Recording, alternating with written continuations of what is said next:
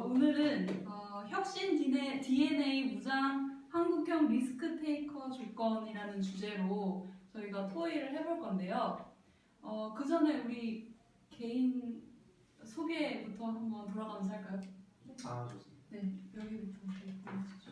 저기 보면 되나요? 네, 가까이 이렇게 모여서.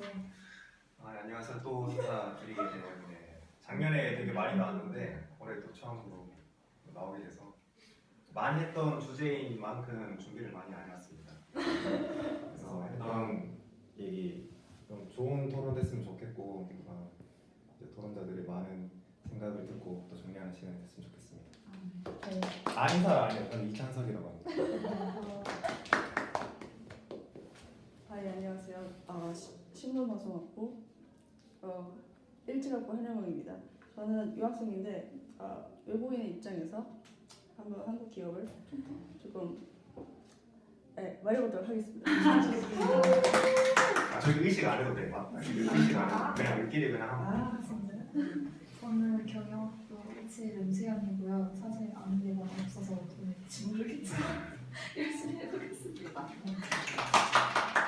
안녕하세요. 저는 경영학부 3학년 재학 중인 김아림이고요. 요새 전공을 5전공을 듣고 있는데 최대한 들은 것을 응용해서 토론해보도록 하겠습니다. 네, 감사합니다.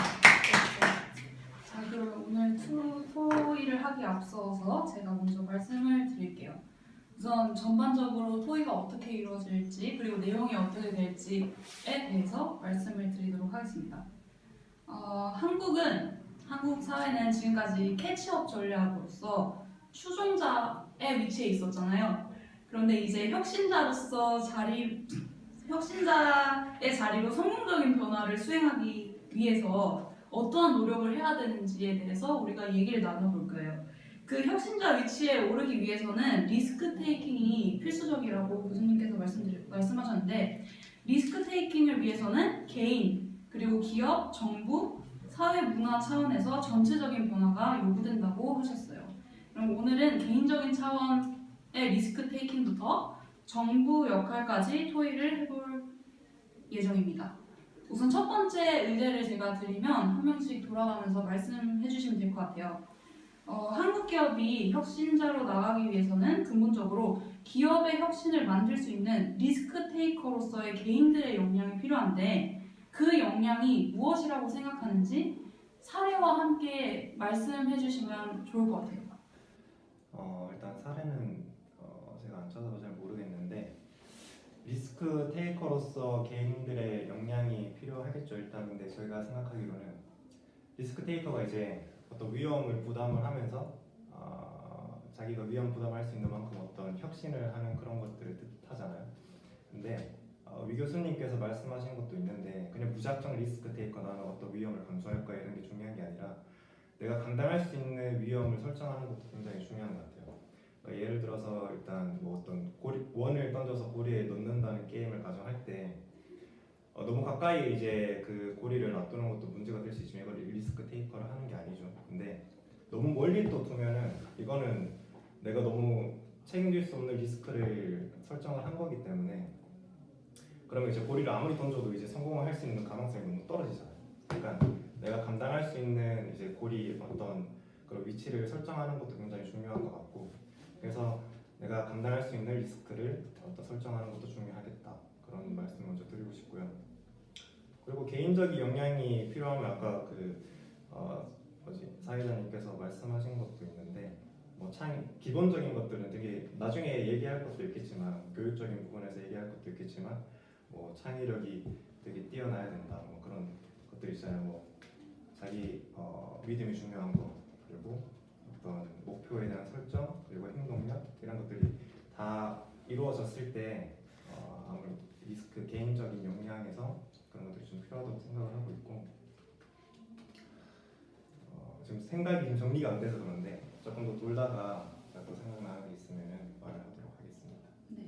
오케이, 자, 려영 씨. 네, 제가 생각한 개인 역량은 일단 지금은 정보 시대가 아니고 감성 시대이기 때문에 저는 창의력 있는 사람이 좀 많이 필요하다고 생각하거든요. 창의력은 되게 추상적인 게 아니라 일단 창의력의 개념을 말씀드리면 창의력은 여러 가지 정보를 먹어서 재조합하고 새로운 것을 만들 수 있는 능력인데 이런 게 필요하다고 생각되는 우리는 일단 창의성은 협력할 수 있는 능력을 얘기하는데 회사, 기업 같은 경우는 혼자 하는 게 아니기 때문에 여러 사람들이랑 같이 협력하고 능력을 대체하는 일이잖아요. 그런 인재가 필요하고 기업들이 그래서 창의성을 중요하게 생각해요 저는. 네. 그렇군요. 네. 멋집니다. 네, 좋은 생각입니다. 네, 세연 씨. 저는 통찰력이 가장 중요하다고 생각하는데요. 일단 혁신이라는 게 보통 불편함을 해결하거나 아니면 편리한 걸 더 편리하게 하는 것들이 되게 많았잖아요. 그래서 저는 이 불편함을 좀 발견하거나 이거를 찾아내는 능력이 좀 중요하다고 생각했는데 여기 사회자님께서 보내주신 예시에 3M 포스트잇이 있었잖아요. 근데 이 포스트잇 그 접착제 만든 사람의 친구가 교회 이 피아노 치는 사람이었나? 그 사람이었는데 메모를 붙여둔 게 계속 떨어지니까 그게 불편하다라고 해서 그러면 이 접착제가 있으면 편하게 할 수 있겠다라고 해서 그렇게 완성된 걸로 저는 알고 있었거든요. 그래서 그렇게 불편함 발견하고 자기가 만든 거랑 이해할 수 있는 그런 능력이 조금 중요하다고 생각해요. 그렇군요. 우리 그러면 하임 씨. 예, 저는 약간 좀 진부한 말일 수도 있는데 유연성이 가장 중요하다고 생각을 합니다. 그러니까 정확히 말하면은 경영진들이 변화를 받아들일 수 있고 변화에 적응하려고 해야 하는 그 자세가 중요하다고 생각합니다. 그래서 유연성을 뽑았는데요. 저는 어떤 사례가 생각이 났냐면 그 전공 시간에 자동차 보험 광고에 대한 이야기를 들은 적이 있었어요. 자동차 보험 같은 경우에는 소비자가 원하는 거는 간편하고 빠르게 이제 가입할 수 있고 내가 신경 안 써도 되는 이런 것을 원하는데 기존의 관행이나 약간 그 경영을 하시는 분들 윗세대 분들의 이제 고정관념이나 예전에 해왔던 관행 때문에 그 보험 광고를 보면은 뭐 약정을 강조한다든지 혜택을 강조한다든지 혜택을 그냥 나열하기만 하고 광고가 끝난다든지 이런 경우가 많대요. 그래서 약간 그런 기존의 것을 파괴하고 약간 변화를 받아들일 수 있는 그런 유연성이 가장 중요하다는 생각이 들었습니다. 자 그러면 한 가지 더 생각이 난 게 네네. 조금 이제 한 가지씩 다 얘기를 해주셨잖아요. 그런 것들 되게 중요한 것 같은데 이제 4차 산업혁명이 다가오면서 이제 많은 기술들이 섞이고 많은 생각들이 섞이고 있잖아요. 그래서 이제 좀 융합적인 사고 아니면 융합적인 그런 쪽으로 나가면 좋겠다. 그래서 조금 한 가지만 생각하는 게 아니라 좀 여기에 이거를 빗댈 수도 있고 뭐 여기에 원래 기존에 있던 것을 분리해서 생각할 수도 있는 좀 융합적인 사고를 가지는 것도 좀 필요할 수도 있겠다라는 생각이 들었습니다.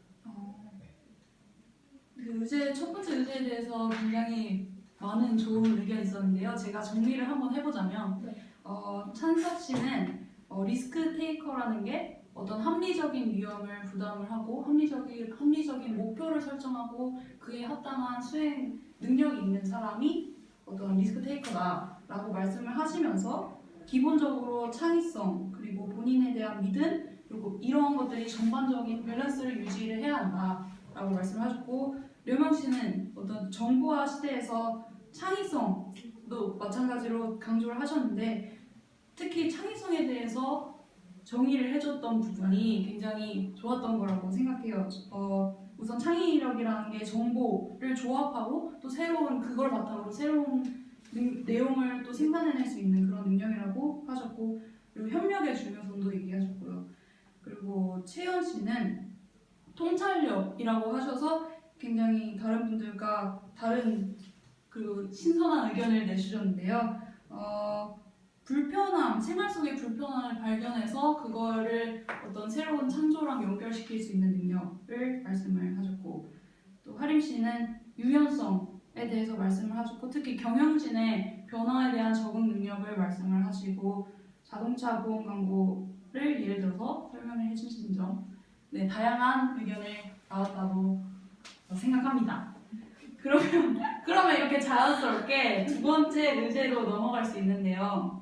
이렇게 개인들이 필요한 역량을 다양하게 말씀을 해주셨습니다. 그러면 그런 역량을 갖춘 인재를 길러내기에 현재 한국 사회가 적합한 교육 시스템을 가지고 있다고 생각하시는지 아니라면 어느 방향으로 발전을 해나가야 하는지 구체적으로 설명을 해주시면 좋을 것 같아요. 그리고 려명 씨는 중국 분이시니까 뭐 중국 교육 시스템이랑 이런 것도 얘기하셔도 괜찮습니다. 일단 교육은 일단 중국 먼저 얘기하기 전에 일단 한국 시스템 교육이 이런 인재를 갖추기 위해 노력하고 있다고 생각하거든요. 예전에 영재 같은 경우에는 시간 제한 시간을 주고 빨리 문제를 푸는 사람이 영재라고 생각했었는데 지금은 아마 발견하신 것 같아요. 그런 사람들이 이게 팀에 왔을 때 그 능력을 제대로 발휘 못한다는 걸 발견하고 아마 대치동이나 강남 쪽에서는 아마 스팀 교육이 이미 실시되어 있거든요. 스팀 교육은 약간 사이언스, 테크놀로지, 엔지니어스라고 그리고 마지막 M은 수학인데 중간에 A가 아트거든요. 아트를 모든 그 수학이나 과학, 기술 이런 공학에 결합시켜가지고 예를 들어서 화산 폭발을 강의한다고 하면 미술 선생님이랑 과학 선생님이 같이 와요. 그리고 과학 선생님이 일단 알려줘요. 화산 폭발되는 원리를. 그리고 알려주고 미술 선생님께서 직접 그 모형을 만드시고 눈으로 이렇게 보면서 좀 더 풍부하게 지식을 습득할 수 있게 이러면서 창의성을 높이려고 하는데 그래서 그런 방면에서 볼 때는 지금 한국 교육이 그런 인재를 만들기 위해서 많이 노력하고 있다고 보고 있습니다. 그리고 중국도 지금 약간 그런 식으로 가고 있거든요. 약간 미술이랑 다 결합해가지고, 그러니까 예술을 좀 더 예술성을 높이는 게 창의성을 높인다고 생각하거든요. 아까 이렇게 과학이랑 아트를 결합하듯이 지금 중국도 그렇게 교육을 하고 있습니다. 그러면 그 아까 말씀하신 대치동의 네, 그 교육은 지금 학원에서 사설 교육기관에서 이루어지고 있는 건가요? 아니 학교에서 이루어지는 걸 알고 있습니다. 아, 대치동 네, 학교에서 네. 공교육 시스템에서 네, 그렇군요. 스팀 교육을 하고 있습니다. 알겠습니다. 그러면 우리 채연 씨가 저는 아까 이게 통찰력이라고 했는데 사실 그런 역량을 갖춘 분들 만들고 있다고 생각하진 않거든요. 왜냐면은 제가 당장 한국에서 중고등학교고 대학교 이렇게 온 사람으로서 한국 교육은 그냥 정말 내 적성을 찾고 막 아니면 나한테 더 맞는 어떤 능력을 기르고 이런 거보다는 더 좋은 대학에 입적이 높거나 아니면 취직이 보장되는 과로 가기 위해서 공부를 해오는 거잖아요. 그냥 그래서 수능 문제를 조금 더 빨리 풀고 이런 식의 교육에 치중되어 있기 때문에 사실 좀 제대로 되고 있다고 생각하진 않아요. 그리고 지금 하고 있는 막 다른 변화 주고 하는 것들도 사실상 그 안에서 변화를 주더라도 목적이 대학 입시인 이상 크게 바뀌진 않는다고 생각하거든요. 그래서 너무 잘 되고 있는 생각해요. 그렇군요. 우리 하림 씨. 네, 저는 적합한 교육 시스템을 가지고 있다고는 결코 생각하고 있지 않지만 방식 자체는 좋은 방향으로 가고 있다고 생각을 합니다. 왜냐하면 요즘 그 수능 시스템을 살펴보면 그러니까 학생부 종합을 넓히는 방향으로 가고 있는데 이 방향이 이제 저는 적합하다고 생각을 하는 거고요. 그러니까 한국 사회가 가지고 있는 그러니까 인재를 채용하는 데 있어서 한국 사회가 가지고 있는 가장 큰 문제는 그런 그 평등하지 않은 뭔가 학연 지연 혈연에 의존해가지고 능력 위주로 뽑는 게 아니라 그런 인재 채용을 하는 것이 가장 문제라고 생각을 하는데 이것 때문에 오히려 사람들이 그러면 완전 그 공평하게 하려면 수능 100% 수능으로 가야 하는 거 아니냐 이런 사람들이 있어요. 그리고 요새 스카이캐슬 때문에 오히려 정말 학종 버리고 수능으로 가야 한다는 의견들이 많아지고 있는데 오히려 저는 이런 그 능력 위주로 가기 위해서는 수능처럼 줄 세우기를 하면은 적절한 자리에 사람을 배치하는 것 자체가 어려워지기 때문에 인력 낭비가 생길 수 있고 오히려 그 약간 지금의 문제점을 강화할 거라고 생각을 하기 때문에 저는 이 학종 위주로 가는 한국 교육 시스템이 방향 자체는 잘 가고 있다고 생각을 하고 있습니다. 그렇군요. 우리 찬석 씨는 그런 생각이셨군요. 저 스카이피스 얘기를 한번 해보고 싶었던 게 그 정도일지는 몰랐거든요. 근데 사실 그게 현실이 더 심하면 심했지 덜 심하지 않았다고 생각을 하고, 저도 고등학교 때 공부할 때 강남 대치동처럼 대구에도 수성구라고 되게 학구에 높은 데가 있어요. 거기서 이제 헬리콥터 타고 서울에서 막 선생님들이 와서 막 하루에 뭐 1,000만 원 정도 내고 막 그렇게 수업을 한다고 하더라. 막 그런 얘기를 듣고 자라와서 심하다고 알고 있었는데 스카이패스 하면서 또 옛날 생각이 또 많이 나고 했었거든요.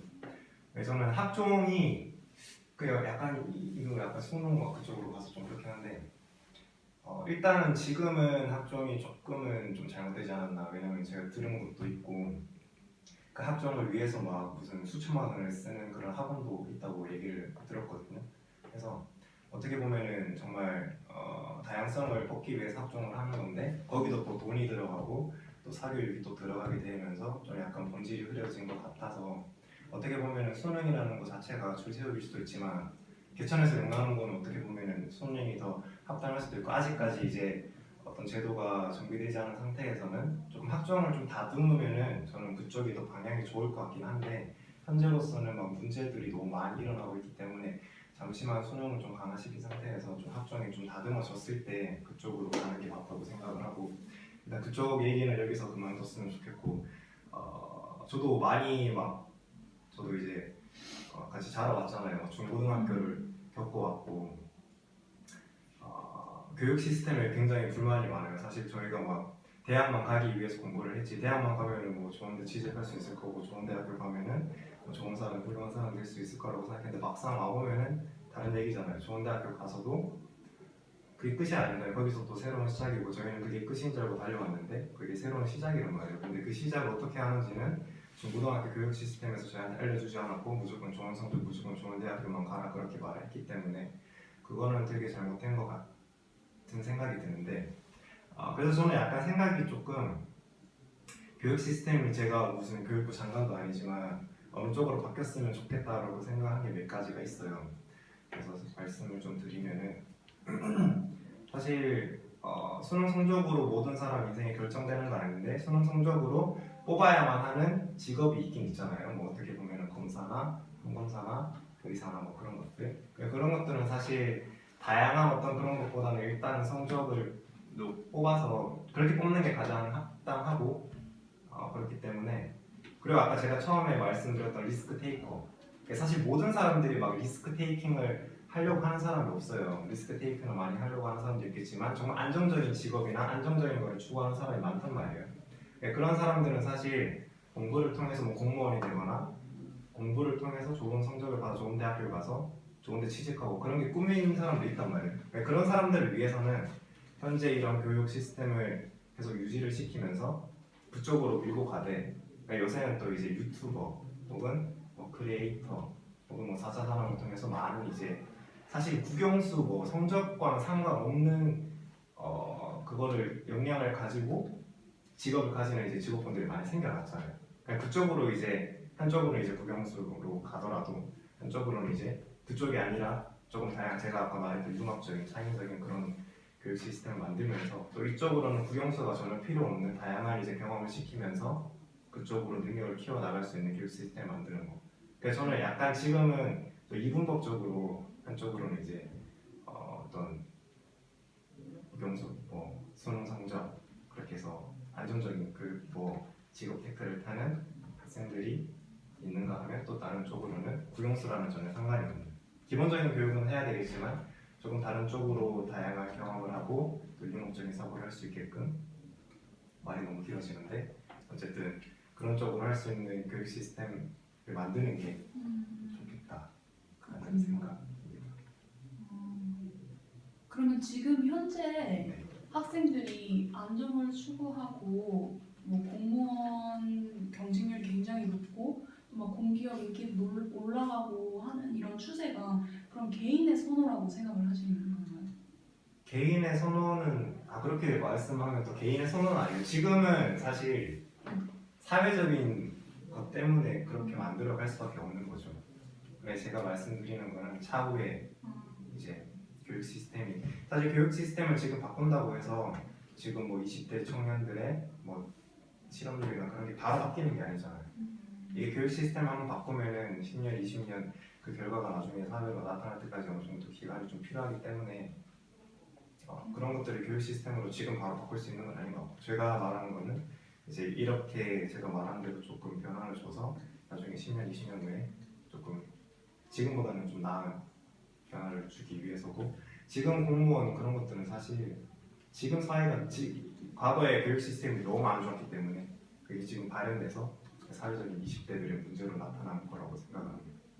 그렇군요. 그거는 일단 사회적인 문제고, 그 교육 시스템에 대해서는 보통 뭐 노력하고 좋다 나쁘다라는 의견에 많이 나왔는데, 전반적으로는 지금 현재가 이상적이진 않지만 노력하는 방향으로 나가고 있다라고 하는데 의견이 일치하는 것 같습니다. 우선 세 번째, 기업 차원에서 한번 얘기를 해보고자 해요. 현재 한국 기업은 혁신자로서 일지를 위해 리스크 테이킹 능력이나 의지를 가지고 있다고 보시는지, 기업이 리스크 테이킹을 할 수 있는 기업이 되기 위해서는 어떠한 변화, 뭐 사회적 변화라던가 기업 내부적인 변화를 중심으로 말씀해 주시면 좋을 것 같아요. 사례를 들어서 말씀해 주시길 바랍니다. 요새 계속 그것만 보고 있거든요. 엔터테인 기업만 보고 있어서 사례를 그쪽으로 들 수밖에 없는데, 뭐지? JYP가 예전에 원더걸스로 미국 시장을 공략했다. 세계 한으로 SM, YG, 그다음에 JYP 셋 다 미국 시장을 적극적으로 공략하지 않고 중국, 일본 시장만 공략을 했다가 이제 방탄소년단이 계속 미국 시장 공략해서 성공하니까 슬슬 그쪽 시장 공략하려는 추세가 보이거든요. 예를 들어 영어가 가능한 멤버들을 계속 넣고 있고, 뭐 거의 웬만한 아이돌들이 다 블랙핑크도 넣고 레드벨벳, NCT는 다 영어가 잘 되는 아이돌을 넣고 정말 적극적으로 공략을 하고 있어요. 근데 이런 걸 보면은 전 그 경영진들 보통 그 선두 주자들이 시장을 더 넓혀야 한다고 말하고 있지만, 실제 그 엔터 기업들에서는 선두 주자들이 위험을 감수하지 않고 안정적인 것만 꾀하다가 오히려 잃을 게 없는 중소기업들이 더 넓은 시장을 이렇게 개척하려고 하는 모습을 보이고 있잖아요. 그런 점에서 저는 약간 잃을 게 많은 대기업은 그런 거를 하지 않는다고 생각하고, 오히려 조금 더 국내에서 대기업에 밀린다거나 하는 그쪽이 더 이렇게 도전하려는 모습을 보인다고 생각하거든요. 입지를 다지려고 리스크 테이킹을 하면서까지 그런 거 보면서 저는 이거는 그냥 기업들이 너무 안정성을 추구하는 게 큰 것 같아요. 왜냐면은 자신들이 지금 가지고 있는 이미 국내에서 갖고 있는 입지가 그런 도전을 하면서 흔들릴 수 있는 거잖아요. 손해를 보고 하면서 그런 걸 잃지 않으려고 계속 안정성만 추구하다 보니까 지금 그런 리스크 테이킹 의지가 정말 없는 거 어떡하지? 나는 못하는데 그 변화를 만들려면은 정말 사실 변화를 만드는 거죠. 변화를 만드는 건 그저 쉽지 않죠. 그쵸. 변화는 잘 모르겠어요. 그러면 그 엔터테인먼트 시장을 중심으로 말씀을 하셨는데, 네. 그 대기업은 그렇게까지 의지가 있는 것 같진 않고, 네. 엔터 중에서 사실 다 중소기업이지만 엔터 중에서 대형이라고 불리는 기업들은 의지를 딱히 갖고 있는 것 같지 않고 오히려 그렇게 중소기업들이 리스크 테이킹을 하는 모습을 보인다. 그렇군요. 동의합니다.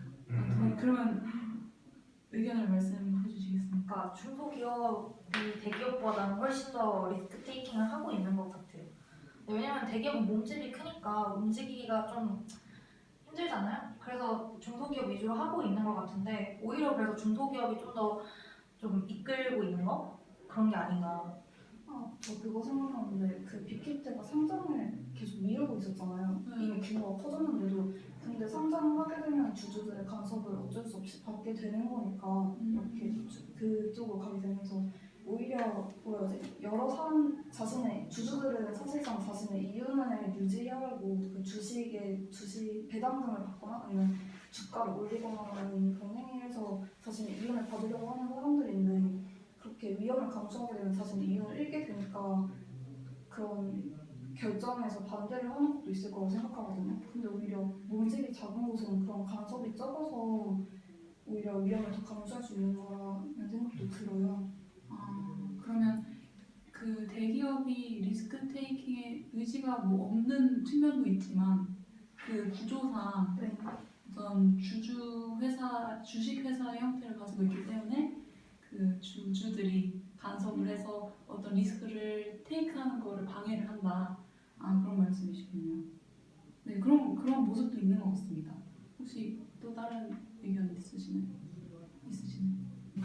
저도 동의하는 건데 사실 대기업이 몸집이 커서 어떻게 보면 중소기업보다 움직이는 게 좀 어렵죠. 그리고 대한민국 역대 이제 역사를 보면은 저희 나라가 커온 과정이 어떻게 보면은 제조업 기반의 지금 이제 만들어진 대기업들, 그들이 이제 정경유착이라는 어떤 안 좋은 과정을 통해서 커왔기 때문에 어떻게 보면은 구조적으로 또는 구조적으로라고 말씀을 드리는 게 나을 것 같은데 구조적으로 어떻게 보면은 리스크 테이킹을 하는 것 자체가 조금 힘들 수는 있겠다라는 생각이 들어요. 대기업은 근데 지금 뭐 코스피 상장 되게 뭐 1위부터 10위까지 있는 저희가 알만한 그런 대기업들 그리고 그들이 제가 생각하기에는 위정 교수님께도 말씀하신 것처럼 리스크 테이킹을 할 만한 능력은 있어요. 근데 굳이 테이킹을 하지 않는 이유는 현재 국내 내수 시장을 통해서 그들이 어떤 거를 뭐 리스크 테이킹이라는 게 어떻게 보면은 정말 잘 될 수도 있지만 쪽박차면은 지금에 가지고 있는 것도 잃어버리는 거잖아요. 근데 그런 것들을 하지 않고 그냥 현재 가지고 있는 것만 계속 유지를 해도 자기들은 먹고 사는데 아무 문제가 없거든요. 그래서 막 정부에서는 막 4차 산업이다, 해외로 나가자 이렇게 말을 해도 굳이 그들은 지금 그거를 할 필요는 없는 거예요. 왜냐하면 기업이라는 게 자기들의 이윤이 먼저 중요한 거지 뭐 정부, 뭐 대한민국의 어떤 기업으로서 이미지 그런 것들보다도 자기들의 이윤이 먼저 중요한 거잖아요.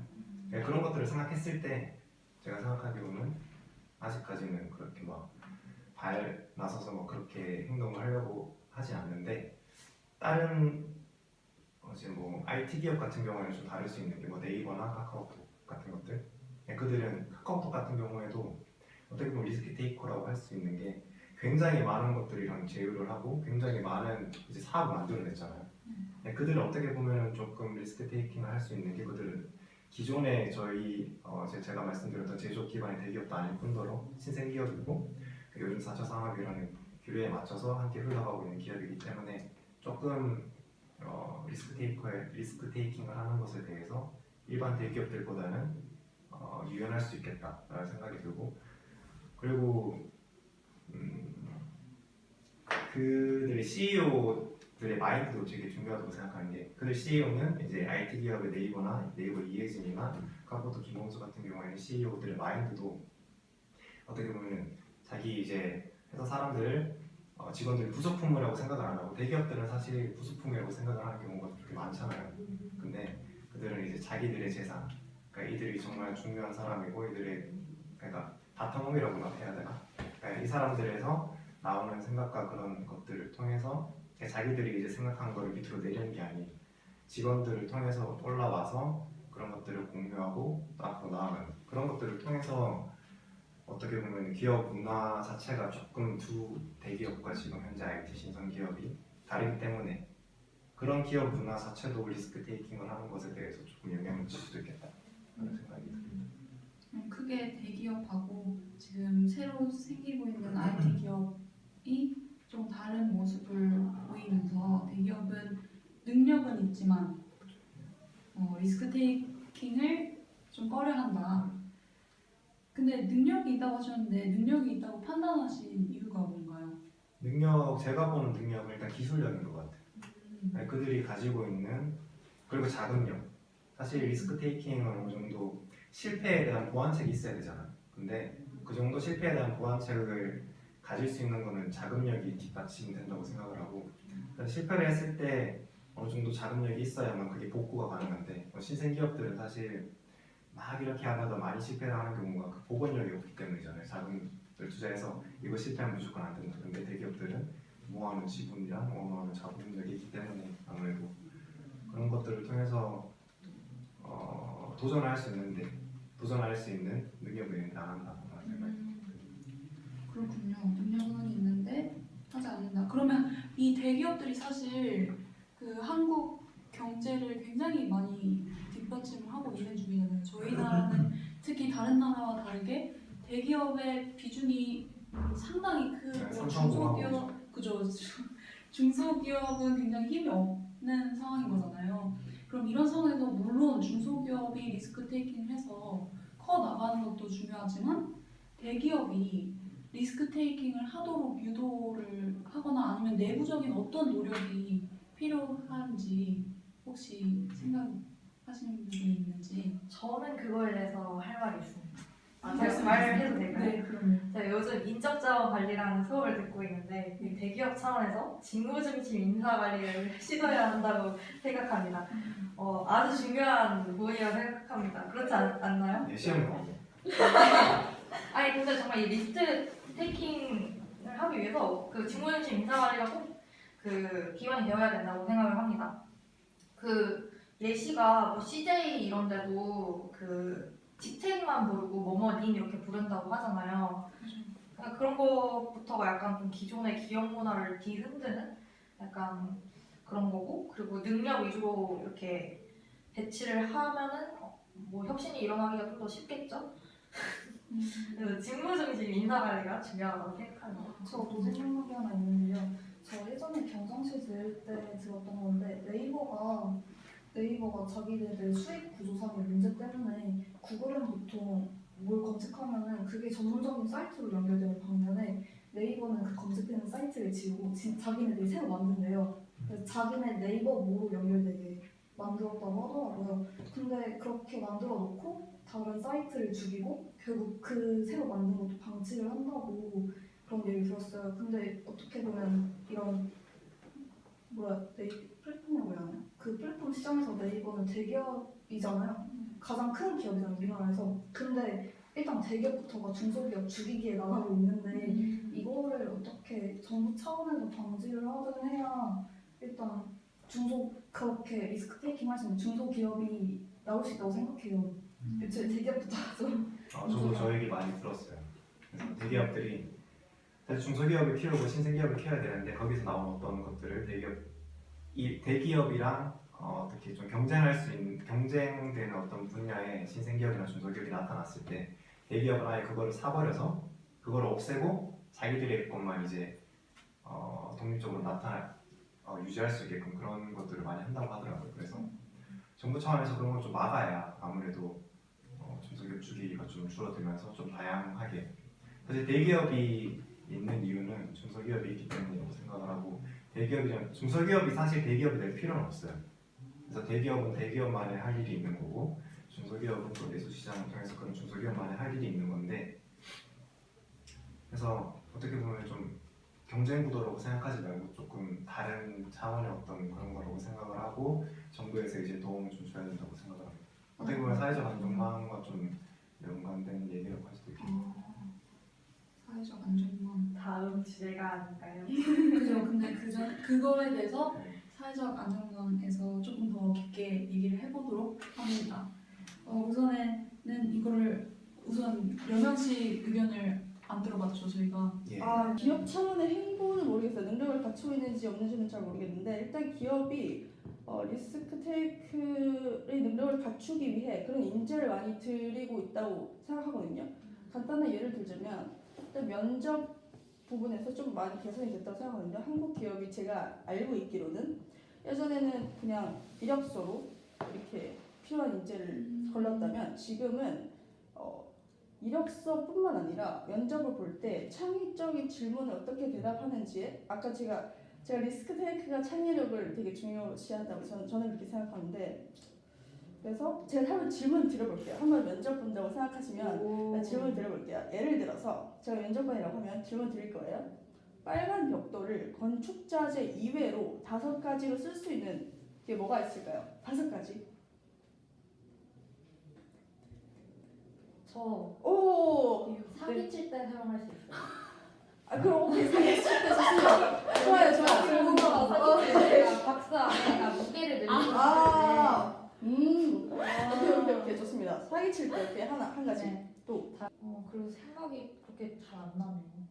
생각이 잘 안 나죠. 네. 요즘 면접을 이런 식으로 본다고 해요. 되게 어렵죠. 되게 긴장감 넘치는데 좀 이렇게 창의력을 좀 중요시하게 본다고 해요. 이런 부분을 볼 때는 그래도 기업들이 약간 리스크 테이크 능력을 갖추기 위해서 그런 인재를 많이 들이고 있다고 생각하거든요.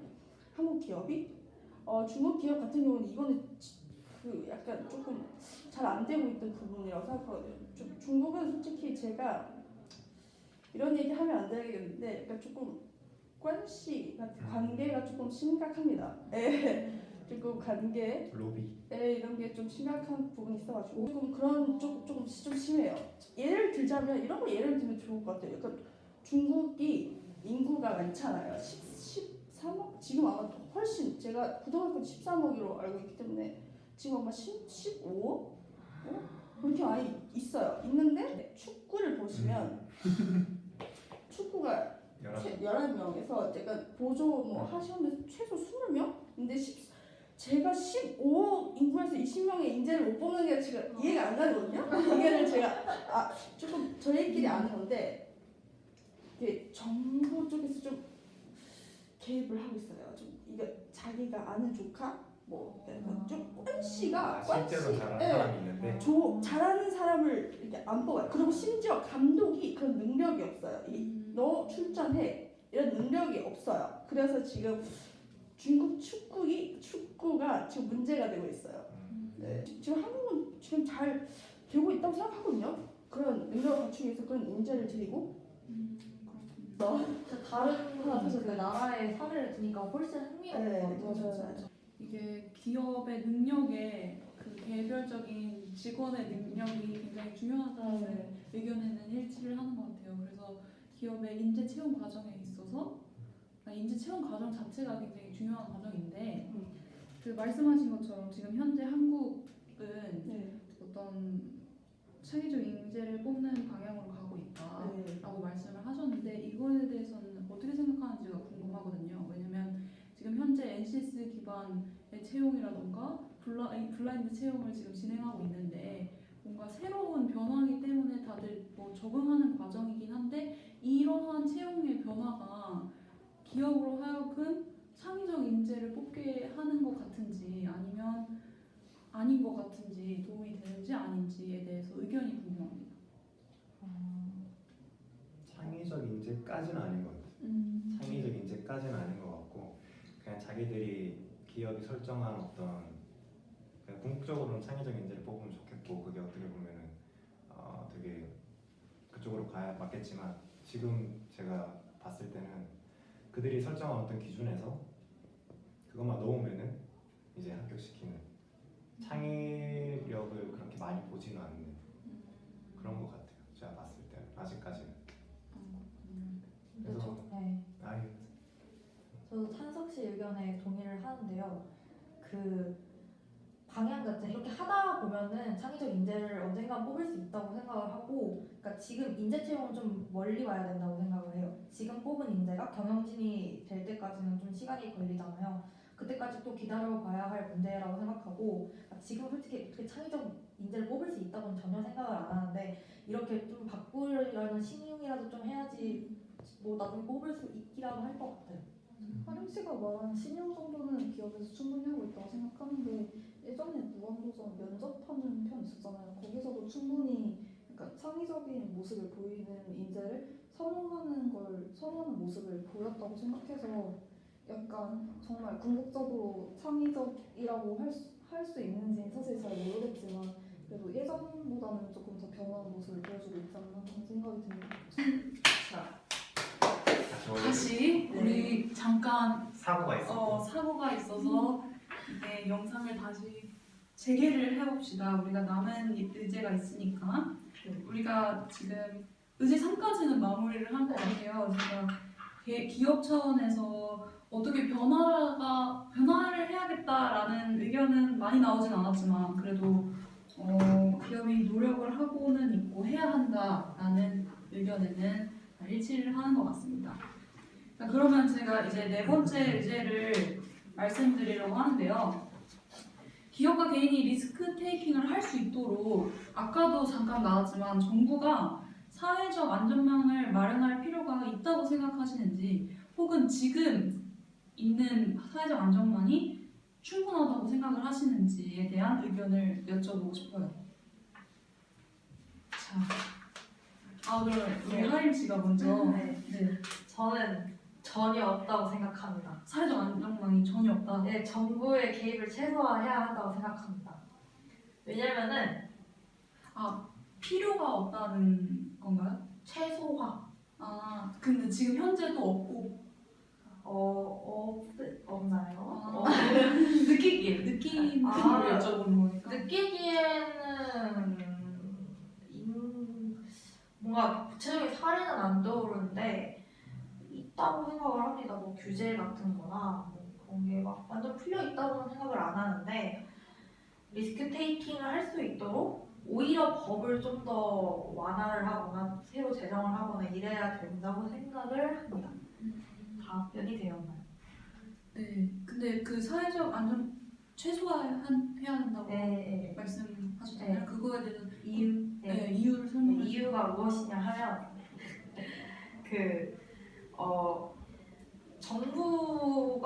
정부보다는 그 기업이 훨씬 더 리스크 테이킹에 의지가 있고 가능할 거라고 생각을 해요. 왜냐면은 어쨌든 기업은 효율을 쫓는 거잖아요. 근데 정부는 그런 단체가 아니기 때문에 리스크 테이킹을 오히려 방해할 것 같고 자칫하다가는 뭐 정치인들이 이용해 먹을 수도 있을 것 같고 차라리 그냥 기업한테 맡기는 게 기업 자체는 리스크 테이킹을 해야 하는 그 이유가 있기 때문에 혁신을 해야지 뭐 이익을 더 얻을 수 있고 이런 것 때문에 정부가 굳이 신경 안 써도 알아서 잘 할 수 있을 것 같아요. 그러니까 우선 방해할 것 같아요. 정부가. 기업 우리나라의 지금 사회적 안전망이 현재 상황에 대해서는 잘 모르겠지만 그래도 기업한테는 최소화되어 있는 게 좋을 것이다. 효율성을 위해서. 그러면 우리나라의 그 기업이 리스크 테이킹을 하려면 특히나 중소기업이나 작은 기업들이 리스크 테이킹을 하려면 필연적으로 실패하는 사람들이 발생을 하잖아요. 그러면 그런 실패자들에게는 그런 사람들에게도 사회적 안전망이 그런 사회적 안전망이 있으면 좋겠습니다. 근데 막 그런 것도 있잖아요. 벤처 지원 같은 경우도 솔직히 말하면 막 엄청 그 절차도 까다롭고 그 절차 자체도 절차를 위한 절차가 많은 걸로 알고 있어요. 그래서 그런 걸 최소화하는 쪽으로 그러니까 지원은 있으면 좋은데 그 정부가 개입을 좀 덜했으면 좋겠다고 생각을 하는 겁니다. 그렇군요. 그러니까 기업의 운영에 있어서 규제가 더 비율을 발생을 시키고 실패자에 대해서는 어느 정도 금전적인 지원 같은 경우는 좀 있으면 좋겠는데 제도를 일부러 더 만들고 절차를 강화하고 이런 건 오히려 리스크 테이킹을 방해할 것이라고 생각합니다. 그렇군요. 다른 의견 혹시 있으신가요? 저는 사회적 안전망이 있는지 없는지 잘 모르겠는데 이건 있어도 문제고 없어도 문제일 것 같아요. 있으면 리스크 테이크의 이게 뜻이 변질될 것 같아요. 정부의 이런 안전망이 있다 보니까 이게 모호해질 것 같고 실패가 더 많아질 수도 있잖아요. 그리고 실패가 있을 수 있어요. 솔직히 엄청 실패를 다 예상하고 한다고 해도 실패가 있을 수 있잖아요. 근데 그렇기 때문에 사회 안전망이 또 필요한 것 같으면서도 또 있으면 또 많이 변질될 것 같고 되게 애매하거든요.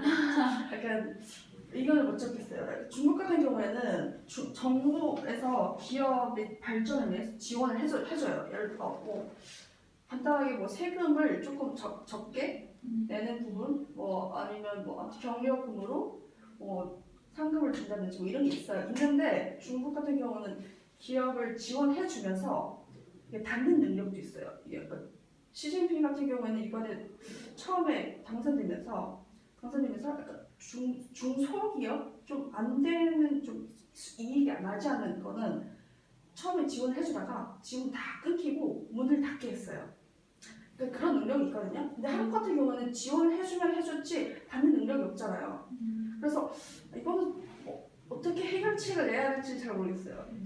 여러분의 생각 궁금합니다. 저는 네. 사회적 안전망이 있어야 한다고 생각하는데요. 근데 이게 다들 여러 기업이나 개인들이 새로운 사업을 시작하는 데 있어서 사실 모두가 같은 조건에서 경쟁할 수 있으면 좋겠지만 각 기업이나 개인마다 자신이 책임질 수 있는 여건은 확실히 다른 거잖아요. 같은 걸 도전하더라도 이 사람은 많은 걸 갖고 있으니까 이만큼 실패해도 무리가 없는 반면에 이 사람은 같은 걸 도전해도 가진 게 아무것도 없어서 실패하면 그냥 다시 도전할 수 있는 기회가 없어져 버리는 경우도 당연히 있다고 생각해요. 그러니까 적어도 좀 이런 경우에는 그런 사람들을 한 번 정도는 더 도전할 기회를 줄 수 있게 안전망을 구비해야 한다고 생각하거든요.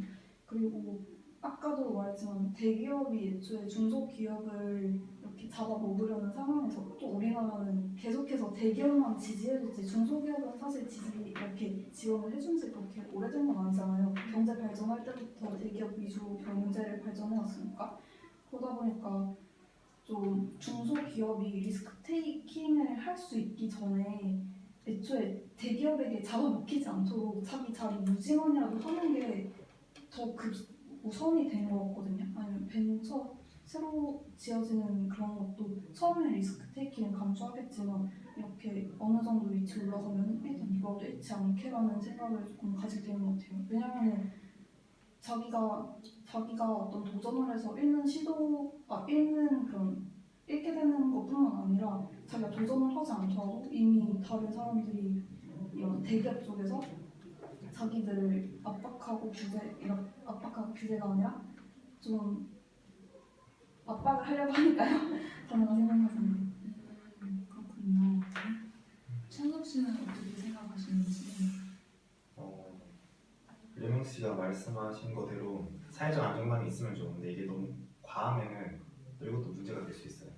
사실 사회적 안정망이라는 게 정부의 이제 돈이라든지 물적이라든지 어떤 투자가 이루어지기 마련인데 돈을 많이 정부에서 돈을 지원하게 되면은 그만큼 정부에서는 이 돈을 지원한 기업에게 간섭할 권리가 생기기 마련이잖아요. 근데 기업들은 그 권리를 받으려고 하지 않고 거기서 또 문제가 일어나게 되고 또 이런 문제 자체가 또 다른 문제로 이어질 수 있기 때문에 사회적 안정망은 최소한 이제 무너지지 않을 정도로만 있으면 된다고 생각을 하고 지금 있는 것만으로도 저는 조금 충분하다고 생각을 하고 있고 창업이나 그런 벤처 투자에 있어서 지원해주는 것도 되게 적당선 되게 많다고 알고 있고 사실 그것도 이제 너무 많아버리면은 제가 아까 말했던 이제 회복성 있잖아요. 자기가 이제 실패를 했을 때 뒤에 뭔가 남아있다 그 생각이 있어야만 사실 아무것도 없으면 사실 실패하면은 나락이잖아요. 근데 자기가 이제 복구할 수 있는 어떤 것들이 갖춰져 있으면 아무래도 실패를 한다고 해도 또 한 번 더 도전할 수 있는 그런 또 마음이 생길 수도 있고 사실 그 정도의 지금 지원은 한국에서 해주고 있는 것 같은데 가장 문제는 이제 한국 문화 자체가 사실 미국의 실리콘밸리 같은 경우에는 많은 창업이랑 그런 중소기업 벤처 기업 같은 경우에는 많은 실패를 겪고 이제 성공한 사람들이잖아요. 그래서 사실 거기에서는 실패 자체가 어떤 그렇게 어떻게 보면 좋은 글씨 그렇게 치부되지 않아요. 실패했다는 것 자체도 어떻게 보면 경험이고 실패했는데 한 번 더 도전하면 되지 약간 그런 문화인데 한국에서는 아직까지는 실패에 대해서 좀 관용적인 태도가 아닌 것 같고 그리고 또 사람 자체도 한번 실패를 하면 나는 실패자야 약간 이런 식으로 생각하고 있는 게 어떻게 보면 어릴 때부터 이제 교육적이나 사회적인 그런 시선들 자체가 문제라고 생각을 하기 때문에 정부에서 지원 자체는 크게 문제는 되지 않는데 조금 사회 문화적으로 시선을 조금 실패자에 대한 관용을 조금 더 그쪽으로 늘리면은 아무래도 거기다가 조금 더 이제 사회적 안정망이라고 할 수 있는 실패자들에게 어떻게 보면은 재정적인 지원이나 아니면 다른 쪽으로 갈 수 있게 이제 지원해 줄 수 있는 것도 조금 늘리면 좋긴 하겠죠. 제가 말했던 상한선을 넘지 않는 선까지는. 자, 사회적 안전망이 뭔가 과하면 안 된다는 데에 대해서는 다 의견을 일치하시는 것 같아요. 그런데 뭔가 지배적인 의견이 사회적 안전망이 지금의 안전망 제도에서 질적인 변화를 이뤄야 된다. 뭔가 자금적인 지원이나 이런 것 때문에 그 중소기업이나 대기업의 리스크 테이킹에 대해서 간섭을 하는 방식보다는 이 사람들이 리스크 테이킹 과정에서 실패를 하더라도 다시 일어설 수 있게 도와주는 이러한 질적인 변화가 필요하다라고 말씀을 하신 것 같아요. 맞나요? 네. 더 추가적인 의견 혹시 있나요? 없습니까? 필요합니까? 있으면 말씀해 주시고 없으면 네 그럼 없으면 우선 마지막 질문으로 넘어갈게요. 그러면 네. 사회 문화적 차원에서 지금까지는 우리가 개인적 차원, 기업 차원 그리고 정부의 사회 안전망에 대해서 얘기를 했잖아요. 그런데 이제는 사회 문화적 차원, 국가 전반적인 사회 문화적 차원에서 리스크 테이커를 포용할 수 있는 환경을 만들기 위해서 어떤 추가적인 노력이 필요하다고 보시는지 생각이 궁금합니다. 나가서부터인가요? 네, 아무나 먼저 하시면 될 것 같아요. 리스크 테이커를 포용할 수 있는 환경. 저는 사실 리스크 테이커에 대해서 리스크 테이킹이 좋다, 좋은 건 아니지만 일단 리스크 테이킹에 대한 지금 토론을 계속 해왔잖아요. 근데 사실 모든 사람이, 그러니까 100명의 사람이 있다, 100명이 모두 리스크 테이커일 필요는 없다라고 생각을 해요. 그래서 사실 이것도 어떻게 보면은 기업에서도 어떻게 보면 혁신적인 사람, 그러니까 어떤 기획자, 그런 부분에서 일하는 사람은 리스크 테이킹 능력이 필요하겠죠. 근데 일반적인 부서, 매일 이제 일상적인 일들을 처리해야 되는 부분에서는 크게 리스크 테이킹 능력이 필요가 없단 말이에요. 그래서 개인적으로 이제 아까 제가 맨 처음 말했던 그 고리를 두는, 그래서 혁신을 되게 생각을 많이 하는 사람은 그 고리를 조금 바깥쪽으로 해서 말을 리스크 테이킹을 하는 그런 리스크 테이커가 필요하겠지만, 사실 자기가 그렇게 리스크 테이킹이 중요하지 않다고 생각하는 사람도 있을 수도 있고, 저 사실 안전적인 거를 되게 중요로 해서 크게 리스크 테이킹을 저는 필요가 없다고 생각을 하는 사람 중에 한 명이라서, 그래서 어떻게 보면은 그런 무조건 혁신적인 사람이 되라, 창의적인 사람이 되라 이런 것도 어떻게 보면은 적인 교육적인 아이들한테 있어서 그것도 문제가 될 수 있다고 생각을 해서, 리스크 테이킹이 필요는 하겠지만 이것도 좋은 부분이고, 하지만 이런 것들이 필요로 하는 사람이 있는 반면에 사실 이런 것들이 크게 필요로 하지 않는 사람들이 있기 마련이라서, 굳이 이거를 막 모든 사람이 이렇게 해야 된다라는 식으로 말을 하거나 그런 사회적인 분위기를 만들어가는 것은 옳지 않다고 생각을 해요. 의미가 전달이 됐나요? 네, 그럼 제 리스크 테이킹을 하는 걸 좋아하는 사람이 있고 그렇죠. 또 싫어하는 사람이 있는데 그 둘 다를 포용할 수 있는 사회 문화적 환경을 구축해야 된다. 만들어 가야 된다. 네, 만들어 가야 된다. 그런 말씀이신 거죠. 네. 그러면 뭐 다른 분 의견 한번 들어볼까요? 저는 개인적으로 제가 들었던 이야기인데 사업을 하시는 분들은 보통 리스크 테이킹을 어쩔 수 없이 수반하시게 되잖아요.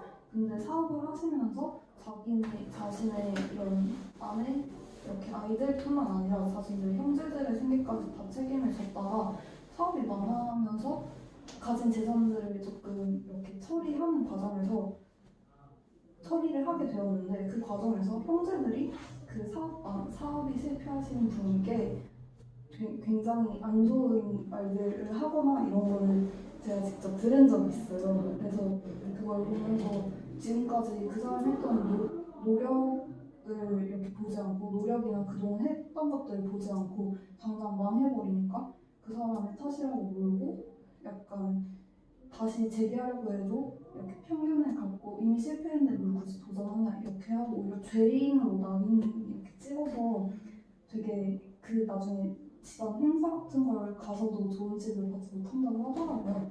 그걸 보면서 당장 이 사람들의 인식이 자신이 리스크 테이킹을 하면서 물론 자신들이 손해를 입었기 때문도 있겠지만 그런 손해를 감수하지 않으려는 생각이랑 한 번 실패했던 사람이니까 다시 도전을 해봤자 또 실패할 거라는 그런 편견이 굉장히 이런 포용할 수 있는 환경을 만드는데 굉장한 방해가 된다고 생각해요. 그래서 이런 편견을 없애는 노력이 필요할 거라고 저는 생각하고 있어요.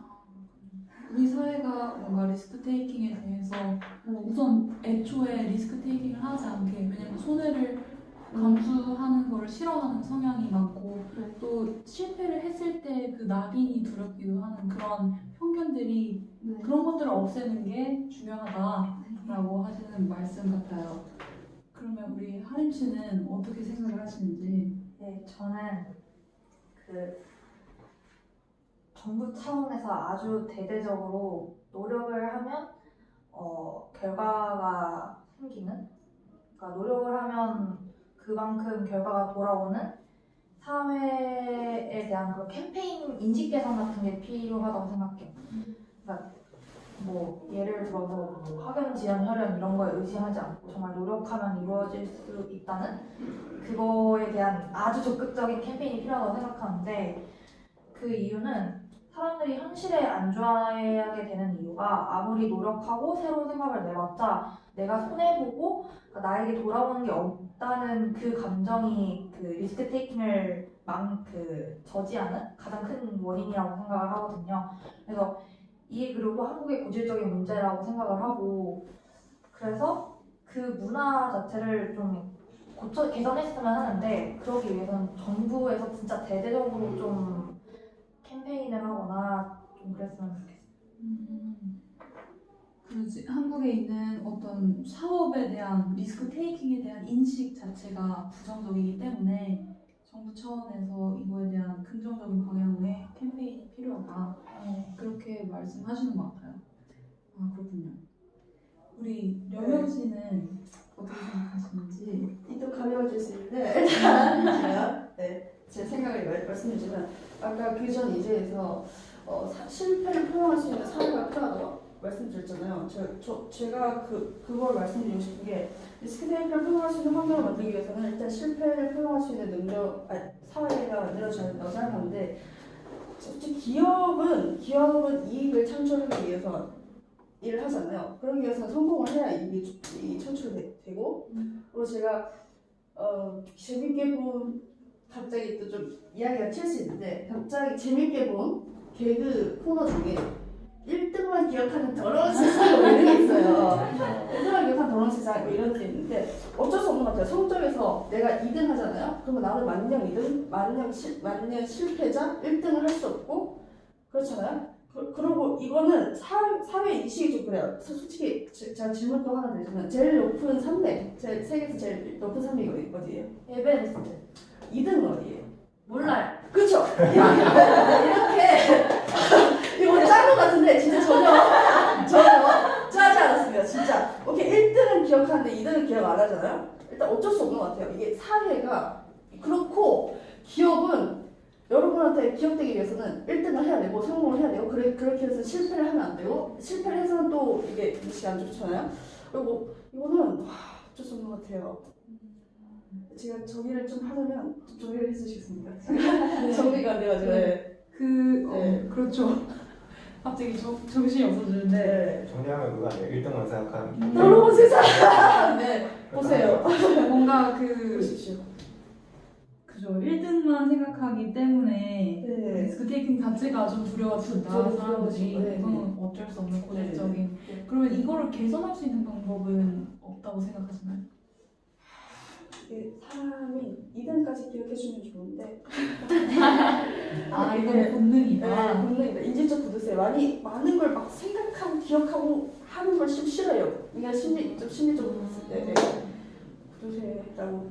하는데 어쩔 수 없죠. 이게 그동안 우리나라가 약간 과정보다는 결과를 중시한다고 생각하는 게, 그동안 어떤 기업이 많은 결과를 내고 실적을 내고 이렇게 해왔어도 마지막에 실패를 하고 망해버렸다면 아무리 어떤 사람들이 근데 얘기가 이렇게 했고 이렇게 해서 되게 많은 기여를 했어라고 해서 그래봤자 망했잖아 이런 말이 나온다고 생각하거든요. 우리나라에서 이야기를 하다 보면. 그러니까 이런 생각조차 조금 리스크 테이킹 방향이 그리고 결과만 중시를 하는 네. 사회적 분위기가 리스크 테이킹을 방해하고 있다라고 말씀하셨어요. 오늘 저희가 리스크 테이킹에 대해서 굉장히 많은 이야기를 나눠봤는데요. 오늘 여기 와주셔서 정말 감사하고 그럼 이상으로 토의를 마치도록 하겠습니다. 감사합니다.